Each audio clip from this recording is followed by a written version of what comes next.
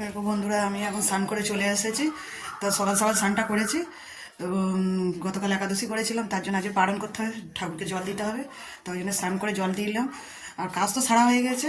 তো এদিকে দেখো, মেয়ের বাবা চা করেছে, তো লিকার চা করেছে, তো ও খেয়ে চলে গেছে। তো আমার আসতে দেরি হচ্ছিলো বলে আমাকেই করতে বললো। তো আমি বললাম যে আমি এখন ঠাকুরের জল দিইনি, স্নান করিনি।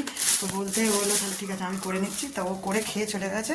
তো খাওয়ার আগে আমি প্রথমে যে পালন করেছি সে একাদশী, তার পালনটা ভাঙতে হবে, একাদশীটা ভাঙতে হবে। তার জন্য এই যে প্রসাদ, তুলসী পাতা, চিড়ে আছে, বাতাসা আছে, চাল আছে। তো এই প্রসাদটা খেয়ে তবে একাদশী আমারটা ভাঙবে।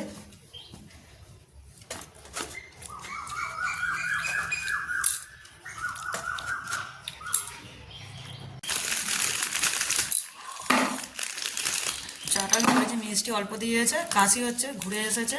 তো দেখো বিস্কুট দিয়েই খাচ্ছিস।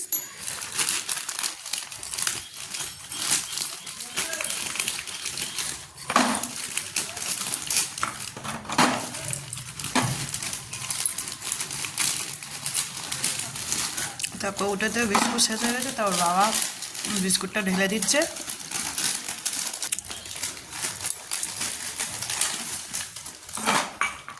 চা তো খাওয়া হয়ে গেল বন্ধুরা। তো ওর বাবা যে যে খাবার নিয়ে এসেছে তা সবাইকে দিয়ে দেবো, বাড়ির সবাইকে দিয়ে দেবো। তা তোমাদের দেখাই কী কী এনে। তো এই খাবারগুলো গুছিয়ে বাড়ির সবাইকে দিয়ে দেবো। আগ্রার স্পেশাল খাবার এটা, ঠিক যেন মোরব্বা হয় সেইটা এইরকম। বলছে এটাই নাকি স্পেশাল ওখানকার মিষ্টি। আমাদের এখানে আরও বেশি স্পেশাল মিষ্টি আছে কলকাতাতে, কী বলো, তাই না?